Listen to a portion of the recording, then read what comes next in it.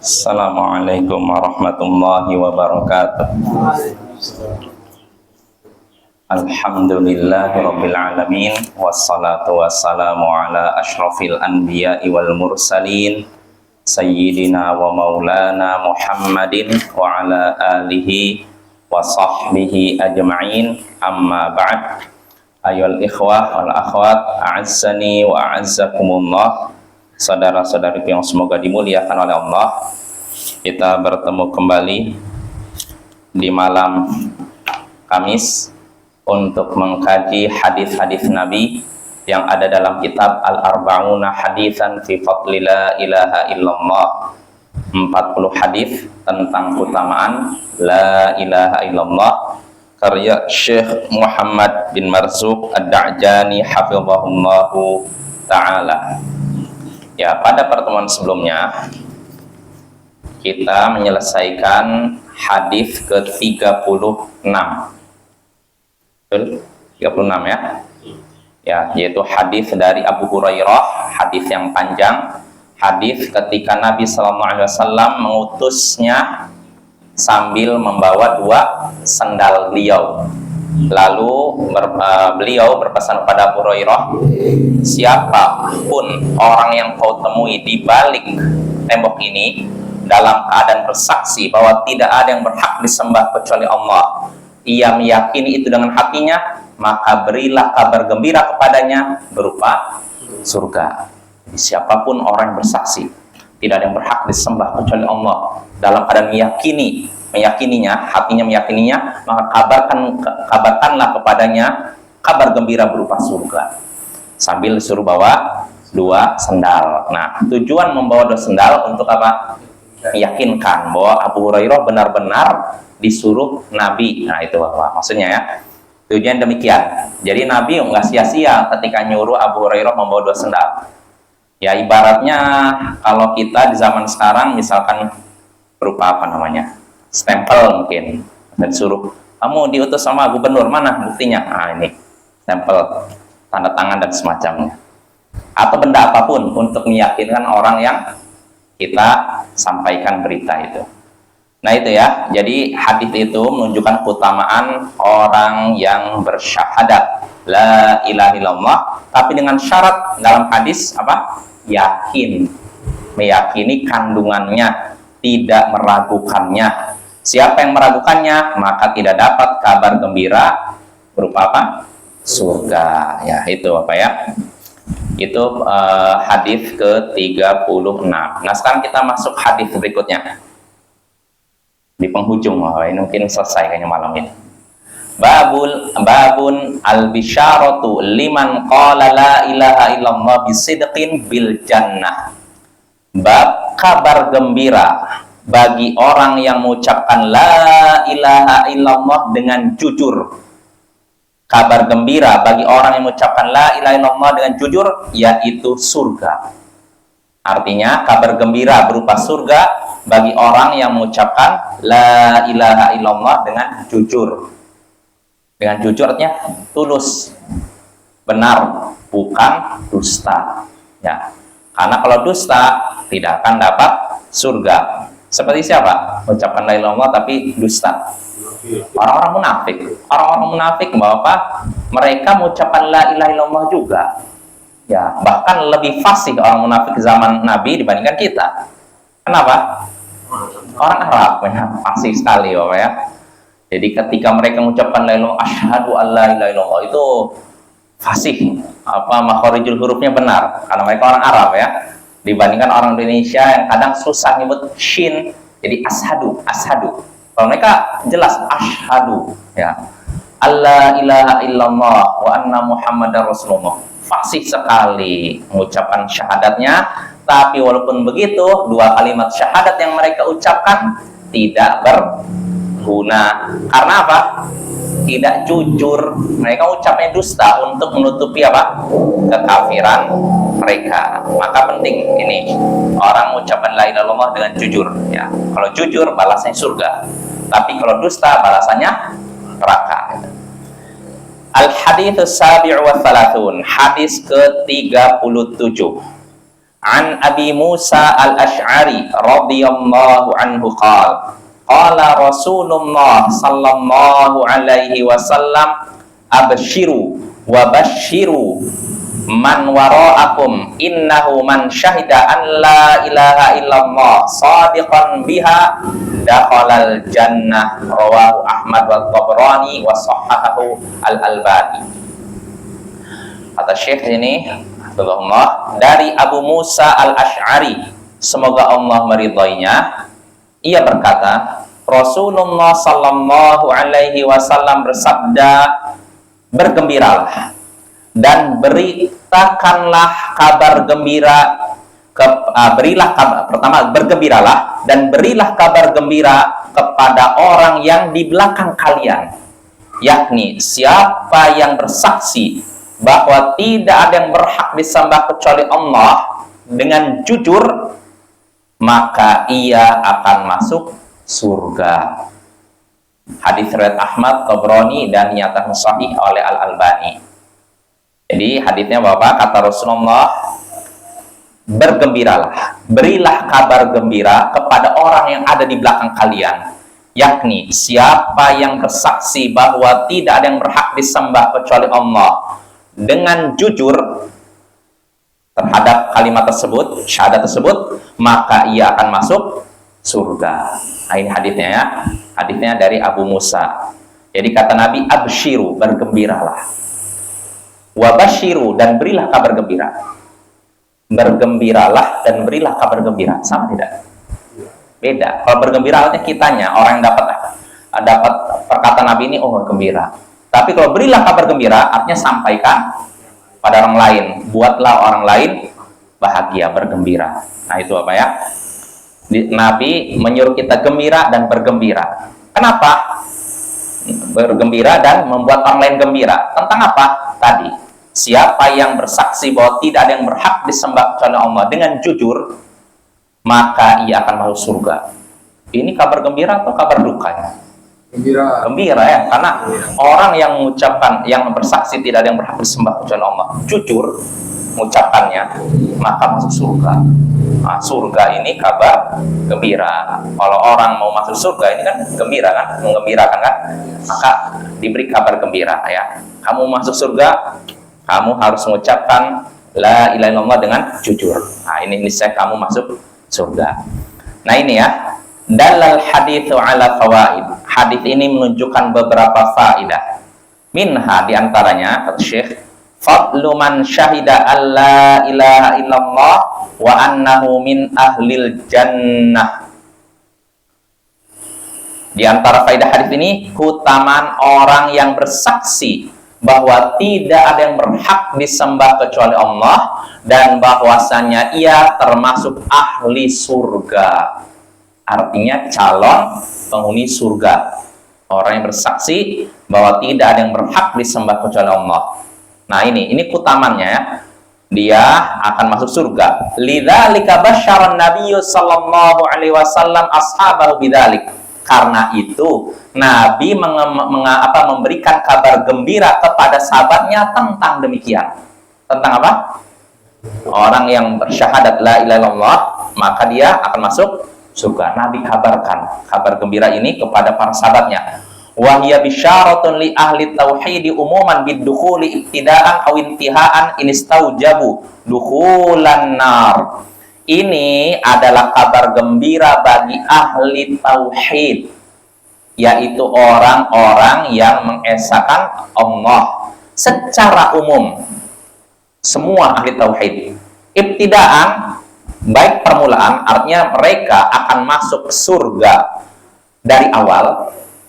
Jadi ini kabar gembira bagi orang yang mengesahkan Allah secara umum, bahwa mereka akan masuk surga dari awal atau akhir, kalau memang mereka berhak atau pantas masuk neraka. Artinya begini Bapak, orang yang syahadat la ilaha illallah dengan jujur, tadi balasannya apa? Surga. Apakah pertanyaan masuk surga langsung selesai meninggal, atau masuk neraka dulu baru surga? Ada dua kemungkinan. Bisa saja dia dari awal setelah meninggal mengalami mungkin fitnah kubur, setelah itu dibangkitkan di mahsyar lalu langsung surga. Bisa begitu? Atau orang seperti ini karena punya dosa besar, dia dicuci dulu di neraka. Tapi tidak selama-lamanya, karena setelah itu dia dicabut lalu dimasukkan ke surga. Ya, artinya ini secara umum berita gembira bagi orang-orang yang mengesahkan Allah. Artinya orang yang mengesahkan Allah tidak mungkin kekal di neraka. Kalaupun masuk neraka itu sementara, apa ya? Nah, ini keutamaan orang yang mengesahkan Allah. Berarti sebaliknya, kalau memang ini kabar gembira bagi orang yang mengesahkan Allah, ini juga kabar buruk bagi orang yang menyekutukan Allah. Karena orang yang mengesahkan Allah masuk surga, ya, ujung-ujungnya surga. Tapi orang yang menyekutukan Allah pasti masuk neraka, apa ya? Pasti itu. Allah katakan demikian dalam banyak ayat Al-Qur'an, ya. Itu faedah pertama. Wa minha, di antara faedah hadis dan juga yang kedua, bayanun anna sidqa syaratun min syuruti la ilaha illallah fala tuqbalu min mukadzibin. Fala tuqbalu man mukadzibin biha. Fala tuqbalu min mukadzibin biha aw bi ba'di ma ja'at bihi. Nah, di antara faedah hadis ini penjelasan bahwasanya jujur ini merupakan syarat, salah satu syarat la ilaha illallah untuk diterima. Artinya kalau kita ingin la ilaha illallah kita diterima, syaratnya diantaranya apa? Jujur, benar ketika mengucapkan la ilaha illallah. Karena meyakininya, bukan karena ingin apa? Menyembunyikan kekafiran, ya. Karena itu kata Syekh, la ilaha illallah, kalimat la ilaha illallah tidak diterima dari orang yang mendustakannya. Mendustakan la ilaha illallah secara menyeluruh atau mendustakan sebagian yang terkandung dalam la ilaha illallah. Nah, ini Bapak ya. Jadi kalau ada orang yang mengucapkan la ilaha illallah dalam keadaan mendustakan la ilaha illallah atau sebagiannya saja, maka kalimat tersebut tidak akan diterima. Ini maksudnya diterimanya di mana? Di dunia atau akhirat? Di akhirat. Kalau di dunia bagaimana? Ya, kita kan nilai berdasarkan lahir Bapak ya, yang nampak. Kalau di dunia kita cuma meyakini kalau ada orang saya mengucapkan ini mau syahadat, mau masuk Islam. Apa sikap kita? Dia mengucapkan 2 kalimat syahadat sudah selesai. Terima. Adapun urusan hatinya serahkan kepada Allah, ya. Karena kita tidak tahu kan isi hati seorang kan. Kita menilai berdasarkan lahirnya. Kalau lahirnya sudah syahadat, sudah dia dianggap saudara kita seiman, ya. Adapun hatinya serahkan kepada Allah. Nah, ini di dunia, tapi kalau di akhirat enggak nih. Yaumatu balas sarair, hari ketika ditampakkanlah rahasia-rahasia yang ada di hati. Nah, itu jadi tampakkan hati. Yang jujur mengucapkan la ilaha illallah, yang dusta akan Allah tampakkan, apa ya. Tapi kalau di dunia nilai berdasarkan lahir. Gak boleh kita menerka-nerka isi hati seorang. Misalkan ada orang mengucapkan datang, oh saya mau masuk Islam.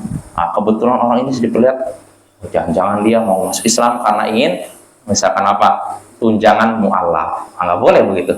Nggak boleh. Atau dia kebetulan nih Bapak, ini seperti kasusnya nih, yang mungkin sering di tengah-tengah kita, di masyarakat Indonesia secara umum. Ada orang, misalkan perempuan muslimah, dia punya pacar orang kafir.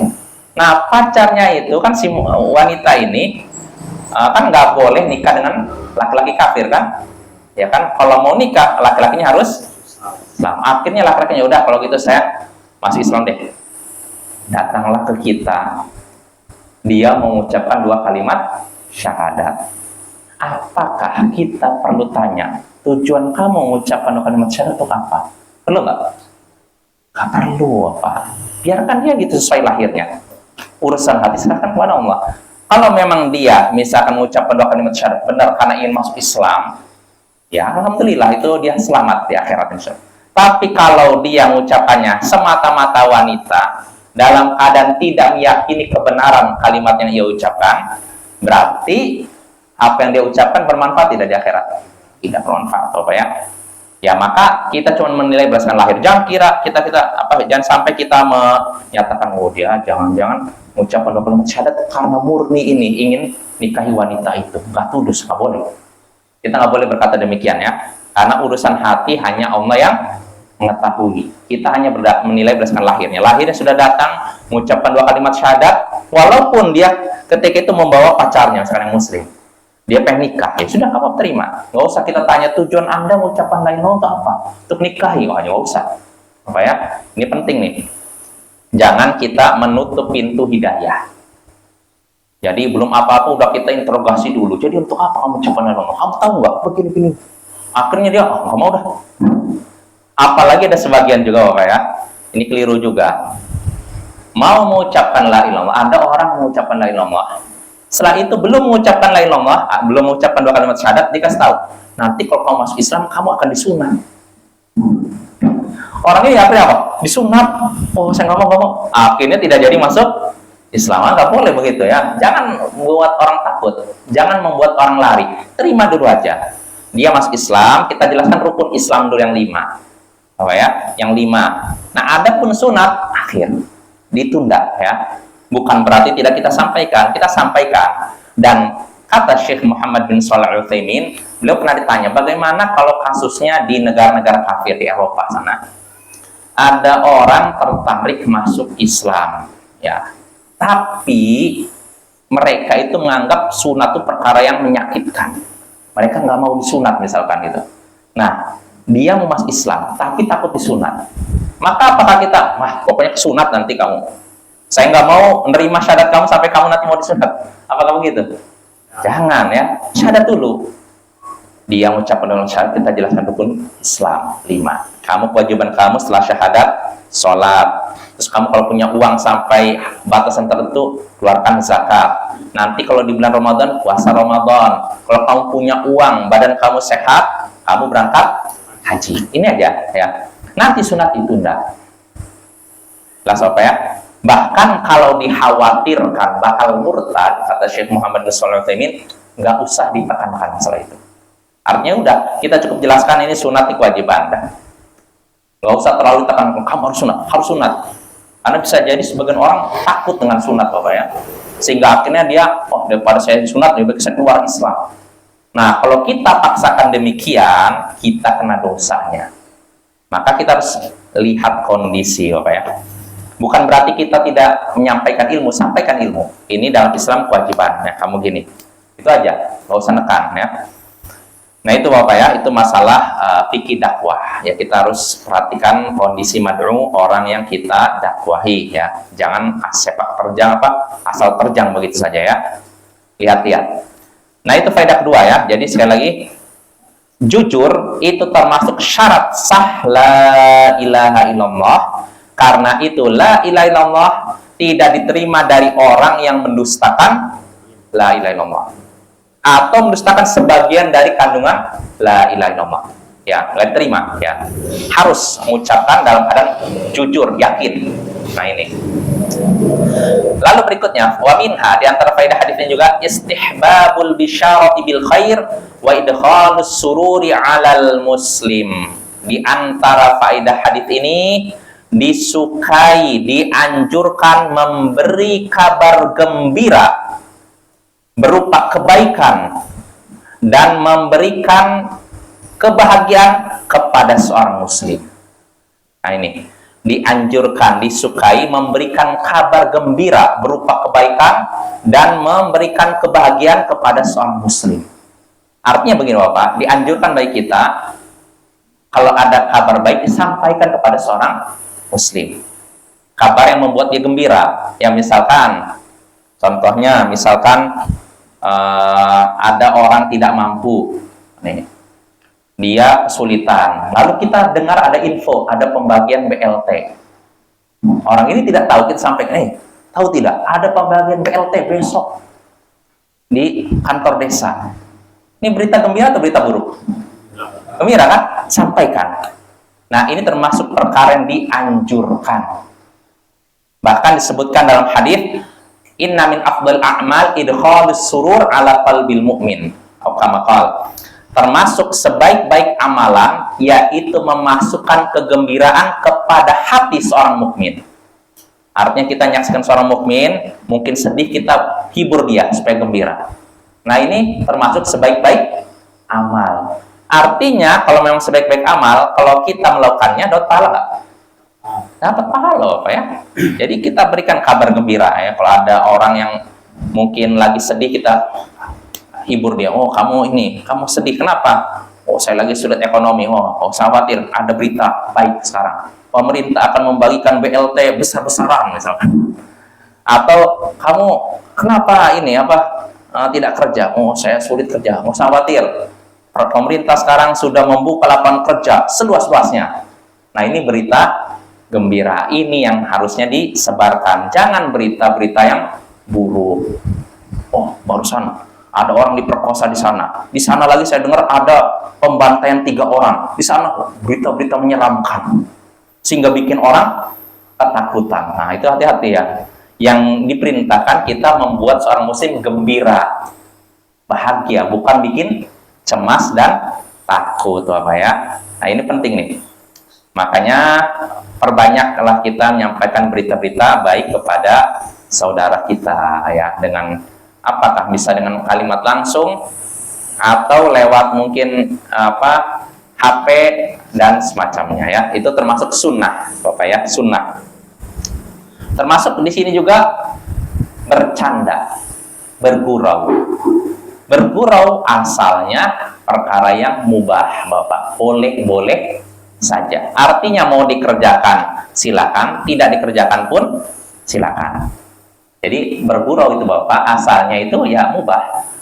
Boleh dikerjakan, boleh ditinggalkan. Dikerjakan tidak dapat pahala, ditinggalkan pun tidak dosa. Tapi kalau seorang muslim bergurau dengan sesama muslim, dengan saudaranya, dengan niat menghiburnya, maka hukumnya bukan lagi mubah, tapi bisa apa? Sunnah, Bapak ya. Yes, termasuk apa? Dalam rangka apa? Menggembirakan hati seorang muslim. Itu termasuk sebaik-baik amalan. Tentu saja Bapak bercanda di sini dengan beberapa syarat, diantaranya candaannya bukan dusta. Kedua, tidak berlebihan. Jadi kalau kita ingin bercandanya dapat pahala, pertama, bercandanya jangan bohong. Karena Nabi tidak pernah bohong walaupun dalam keadaan bercanda. Ya, disebutkan dalam Sunan Abu Daud, Nabi SAW bersabda, "Ana za'imu baitin fi rabdil jannah liman tarakal mira wa in kana muhiqqan, wa baitin fi wasatil jannah liman tarakal kadhiba wa in kana maziha."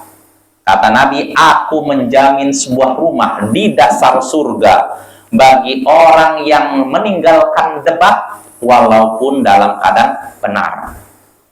Dan aku, kata Nabi, menjamin sebuah rumah di tengah surga bagi orang yang tidak dusta walaupun dalam keadaan bercanda. Nah, ini di dua. Lalu ketiga, wa baitin fi a'lal jannah liman hasuna khuluquh, dan aku menjamin sebuah rumah di surga paling atas bagi orang yang baik akhlaknya. Nah, lihatlah Bapak, ada 3 orang yang Nabi jamin masuk surga, dapat rumah di surga. Pertama tadi apa? Orang yang dapat dijanjikan apa? Rumah di dasar surga, di teras surga. Ini bagi siapa? Bagi orang yang tidak debat walaupun dalam posisi yang benar, meninggalkan perdebatan walaupun dia benar. Maksud perdebatan sini, maksudnya perdebatan yang tidak ada gunanya. Contohnya apa? Ya perdebatan masalah dunia. Misalkan ada 2 orang debat. Oh, saya nyaksikan ini orang pertama, saya nyaksikan si A pergi ke Muara si Beirut pakai baju merah. Kata si B, enggak, putih. Kata A, merah. Kata B, putih. Kata merah, putih, merah, putih. Debatlah mereka. Si A, dia menyaksikan sendiri. Orang pertama menyaksikan si A ini pergi pakai baju merah. Sedangkan orang kedua sebenarnya salah. Dia katanya putih, padahal nggak ngelihat. Yang benar A kan? Orang pertama kan, si A pergi dengan baju merah. Kalau orang kedua nggak melihat, A benar dalam hal ini. Tapi kalau dia misalkan udah berbicara gitu, udah muncul perdebatan, dia tinggalkan. Nah inilah maksudnya. Perdebatan seperti ini yang tinggalkan. Nah, kenapa? Karena perdebatan seperti ini tidak ada gunanya. Iya nggak apa-apa. Apa dengan debat si fulan pakai baju merah, yang satu baju putih, dapat pahala dengan debat gini? Nggak dapat pahala. Maka kalau ada orang yang meninggalkan debat seperti ini, buahnya apa manfaatnya? Kata Nabi, dapat rumah di teras surga, dasar surga. Nah ini, pertanyaan mudah nggak meninggalkan debat gitu? Sekilas mudah, tapi sebenarnya enggak. Karena hati manusia itu cenderungnya ego. Kita tuh cenderung ego. Kalau misalnya kita ngomong dengan seorang, kita udah jelas-jelas benar, ini salah, tapi dia tidak mau disalahkan. Cenderungnya kita apa? Saya yang benar kok, ya kan? Kayak gitu kan? Kita cenderungnya ego, pengennya kita yang menang gitu. Nah, siapa yang meninggalkan egonya? Dengan meninggalkan perdebatan seperti ini, maka buahnya apa? Manfaatnya? Akibatnya apa? Masuk surga, dapat rumah di dasar surga. Nah ini. Yang kedua kata Nabi, aku menjamin sebuah rumah di tengah surga bagi orang yang meninggalkan dusta walaupun bercanda. Nah ini. Jadi kalau kita ingin bercanda, jangan dusta. Tetap ucapkan kata-kata yang benar, jujur. Nah itu Bapak ya. Dan Nabi SAW sendiri beliau bercanda, tapi tidak pernah dusta ketika bercanda. Ya contohnya Nabi pernah menyaksikan sahabatnya naik unta. Unta itu kan apa, besar kan? Nah, unta bukan anak unta, unta. Tiba-tiba Nabi berkata kepada sahabat ini, kamu ini kok naik anak unta? Sahabat ini bingung, ya Rasulullah, ini saya naik unta, bukan anaknya unta. Maka kata Nabi, bukankah unta ini adalah anak dari unta yang lain? Lah sampai. Artinya Nabi dusta nggak? Nggak dusta kan? Kamu naik anak unta, iya karena unta ini yang besar ini dia anak dari unta lain. Nah lihat tuh, tidak bohong ya. Dan Nabi juga pernah bercanda dengan seseorang, anak wa ya dzal udhunain, wahai yang memiliki dua telinga. Ini bercanda, benar apa dusta? Memiliki dua telinga kita? Enggak kan? Atau yang mungkin bapak-bapak pernah dengar kisah seorang wanita tua datang kepada Nabi. Dia menyebutkan, saya beramal begini wahai Rasulullah, kira-kira saya nanti di mana nih? Di surga atau di mana? Maka jawaban Nabi apa? Nggak ada nenek-nenek masuk surga. Akhirnya apa, wanita ini nangis. Wah kalau gitu saya percuma beramal, dia pergi. Nabi manggil, sini nek, sini. Maksudnya begini, di surga itu semua orang masuk surga pasti jadi muda, usianya sekitar 30-an, nggak ada nenek-nenek. Nah itu Nabi kan bercanda, tapi bercandanya benar, tidak bohong. Nah inilah yang harusnya kita tiru ya. Kalau kita mau bercanda silahkan bercanda, yang penting jangan dusta ya. Bahkan ada ancaman khusus, selain orang yang meninggalkan dusta dalam keadaan bercanda dapat rumah di surga, orang yang melakukannya terancam. Kata Nabi, wailul lilladzi yuhaddits fa yakdzib liyudhikal qaum, wailul lahu wailul lahu. Celakalah orang yang berkata agar orang lain, celakalah orang yang berkata lalu dusta agar orang lain tertawa. Celakalah ya, celakalah ya. Celakalah orang yang berkata lalu dusta agar orang lain tertawa. Celakalah ya, celakalah ya. Di sini Nabi mendoakan celaka, celaka, celaka bagi orang yang apa? Dusta agar orang lain tertawa. Ya, artinya dia dusta untuk menghibur, tapi balasnya apa? Celaka, celaka, celaka. Dan wail maknanya selain celaka bisa apa? Lembah di neraka, lembah di neraka, lembah di neraka. Bagi orang yang berdusta agar orang lain tertawa. Nah ini Bapak ya, ini menunjukkan sekali lagi, kalau kita mau bercanda untuk menghibur seorang muslim boleh, dengan syarat tidak bohong, lalu kedua tidak berlebihan. Artinya apa? Jangan sampai setiap ketemu bercanda terus, hari-harinya diisi dengan tertawa dan tertawa. Nah ini hati-hati juga, karena kata Nabi, fa'in apa la tukthirud dhahik fa inna kathratadd dhahik tumitul qalb. Jangan banyak tertawa, karena banyak tertawa akan mematikan hati. Jadi bercanda boleh, tapi kalau terus-menerus ini tidak boleh. Nah, itu Bapak ya. Nah, itulah tentang faidah ketiga, yaitu dianjurkan memberikan kabar gembira, memberikan kegembiraan kepada seorang muslim. Nah, kita masuk bab berikutnya. Babu annaman qalaha bi ikhlasin fahuwa mubasysyarun bil jannah. Bab bahwasanya siapa yang mengucapkan la ilaha illallah dengan ikhlas, dengan tulus, maka dia dapat kabar gembira berupa surga. Nah, ini juga mirip. Kalau satu yang tadi jujur mengucapkan la ilaha illallah, kalau ini ikhlas ya. Hampir mirip. Al hadits tsamin wa tsalatsun, hadis ke-38. An Jabirin radhiyallahu anhuma anna Rasulullah sallallahu alaihi wasallam ba'athahu faqala idhhab fanadi fin nas annahu man syahida an la ilaha illallah muqinan aw mukhlishan falahul jannah. Rawahu Ibnu Khuzaimah wa sahahahu Al-Albani wa rawahu aidan Ibnu Hibban bima'na wal hadits aslu fi Muslim min hadithi Umar wa lafdhuhu idhhab fanadi fin nas annahu la yadkhul jannata illal mu'minun.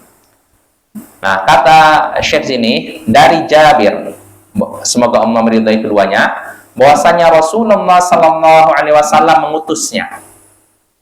Lalu beliau bersabda, "Pergilah engkau, umumkanlah di tengah orang-orang bahwasanya siapa yang bersaksi bahwa tidak ada yang berhak disembah kecuali Allah dalam keadaan yakin dan tulus ikhlas, maka ia akan mendapatkan surga." Hadis riwayat Ibnu Khuzaimah, dinyatakan sahih oleh Al-Albani dan diriwayatkan juga oleh Ibnu Hibban maknanya, dan hadis ini asalnya ada dalam Sahih Muslim dari hadis Umar. Teksnya redaksinya dalam Sahih Muslim, "Pergilah wahai Jabir, umumkanlah kepada manusia bahwasanya tidak ada yang masuk surga kecuali orang-orang beriman." Ya, orang-orang yakin, apa ya?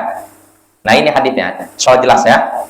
Jadi Rasulullah nyuruh Jabir untuk apa? Umumkan di tengah-tengah khalayak ramai, tidak ada yang berhak, tidaklah seorang bersaksi, tidak ada yang berhak disembah kecuali Allah dengan yakin dan ikhlas kecuali dia masuk surga. Nah, ini ya. Ini insya Allah maknanya jelas. Kita langsung hadis berikutnya. Karena saya nggak nyebutkan faidahnya ya. Langsung al-hadits at-tasi'u wa thalathun. Hadis ke-39. An Abdillah bin Umar radhiyallahu anhuma, 'anin Nabiy sallallahu alaihi wasallam qala, "Man syahida an la ilaha illallah dakhalal jannah." Rawahul Bazzar wa sahahahu Al-Albani. Hadis ke-39 dari Abdullah bin Umar, semoga Allah meridainya, meridai keduanya, dari Nabi sallallahu alaihi wasallam, beliau bersabda, "Siapa yang bersaksi bahwa tidak ada yang berhak disembah kecuali Allah, maka ia masuk surga." Hadits riwayat Al-Bazzar dinyatakan sahih oleh Al-Albani. Dalal haditsani ala, kedua hadits tadi menunjukkan anna man syahida alla ilaha illallah dakhalal jannah, bahwasanya siapa yang bersaksi bahwa tidak ada yang berhak disembah kecuali Allah, maka dia masuk surga. Ya, lakin tapi la budda an yakuna mukhlisa, tapi harus ikhlas. Li'annal ikhlasa syartun min syuruti la ilaha illallah, karena ikhlas ini adalah syarat, salah satu syarat sah la ilaha illallah. Wa hadza bila syakkin yadullu ala fadli hadhil kalimatil azimah, dan ini tidak diragukan lagi menunjukkan keutamaan kalimat yang agung ini. Karena apa? Siapa yang mengucapkannya, dia masuk surga. Jelas Bapak ya? Kita langsung hadis terakhir Bapak ya, menghujung nih. Al-hadits al-arba'un, hadis ke-40. An Mu'adz bin Jabal radhiyallahu anhu qala Rasulullah sallallahu alaihi wasallam, "Man kana akhiru kalamihi minad dunya la ilaha illallah dakhalal jannah." Rawahul Imam Ahmad wa Abu Dawud wal Hakim wa sahahahu Al-Albani. Hadis ke-40 dari Mu'adz bin Jabal, semoga Allah meridhoinya, ia berkata, Rasulullah sallallahu alaihi wasallam bersabda, "Siapa yang akhir ucapannya ketika di dunia adalah la ilaha illallah, maka ia masuk surga." Hadis riwayat Ahmad, Abu Daud, Hakim, dan nyatakan Sahih Al-Albani. Hadisnya jelas Bapak ya, sering kita ulang kan. Siapa yang akhir ucapannya ketika di dunia adalah la ilaha illallah, maka dia masuk surga. Artinya apa? Itu ucapan terakhir menjelang dia apa? Meninggal. Kalau memang dia ucapan terakhirnya la ilaha illallah, dia masuk surga. Nah ini kabarnya siapa? Dari Nabi kita. Dan itu termasuk mati yang baik, husnul khatimah. Dan al-hadits ala fawaid. Hadis ini menunjukkan beberapa faidah. Minha, nah ini faidahnya. Anna man kharaja minad dunya wa mata ala la ilaha illallah fa huwa min ahlil jannah. Siapa yang keluar dari dunia dan mati di atas la ilaha illallah, maka ia termasuk penghuni surga. Nah itu.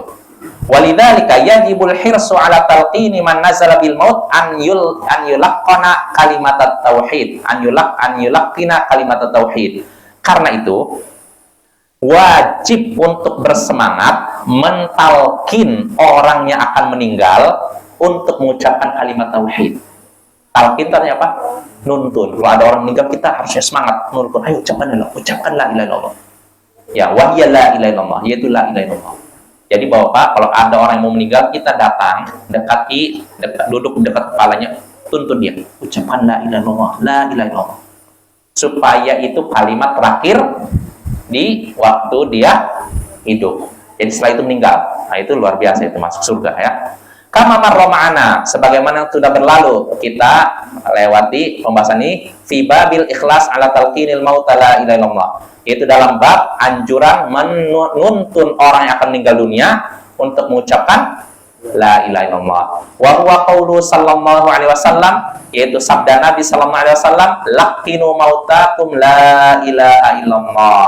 Tuntunlah orang-orang yang akan mati di antara kalian untuk mengucapkan la ilaha illallah. Nah ini Bapak ya. Wala budda an ya'lam annahu la yuwaffaqu lil mauti ala hadhil kalimah illa man kana min ahliha wa kana 'amilan biha. Nah ini perlu diketahui bahwasanya tidak ada yang bisa mengucapkan kalimat ini la ilaha illallah di akhir hayat kecuali kalau orang tersebut adalah yang mempraktikkan la ilaha illallah, mengamalkannya. Artinya dia meyakini dan mengamalkannya. Adapun kalau orang tidak meyakini bisa mengucapkan la ilaha illallah, nggak bisa Bapak ya. Nah ini ya. Wa min fawaidil hadits, dan di antara faedah hadits ini juga yang terakhir, annal a'mala bil khawatim. Amalan itu tergantung penutupnya. Artinya nasib seorang ditentukan di akhir hayatnya. Kalau akhir hayatnya baik, maka nasibnya berikutnya apa? Baik. Tapi kalau akhir hayatnya buruk, berarti nasib berikutnya buruk ya. Kata Syekh memberikan penutup ini, fanas'alullah ta'ala an yuhyina 'alaiha wa yumitana 'alaiha wa yahsyurana fi zumrati ahliha wa tahta liwa'i la ilaha illallah wallahu a'lam. Kita memohon kepada Allah agar menghidupkan kita di atas la ilaha illallah dan mematikan kita di atas la ilaha illallah dan mengumpulkan kita bersama orang-orang yang berpegang pada la ilaha illallah dan di bawah panji la ilaha illallah wallahu a'lam. Allah lah yang lebih tahu. Dengan ini selesai Bapak kita dari kitab Al-Arba'una Haditsan fi Fadli La Ilaha Illallah. Selesai Bapak ya. Udah berapa pertemuan ini kita? Ada berapa bulan kita? Insya Allah pada pertemuan berikutnya Bapak ya, sambil belum saya ini ya, kita rencana tetap hadir. Temanya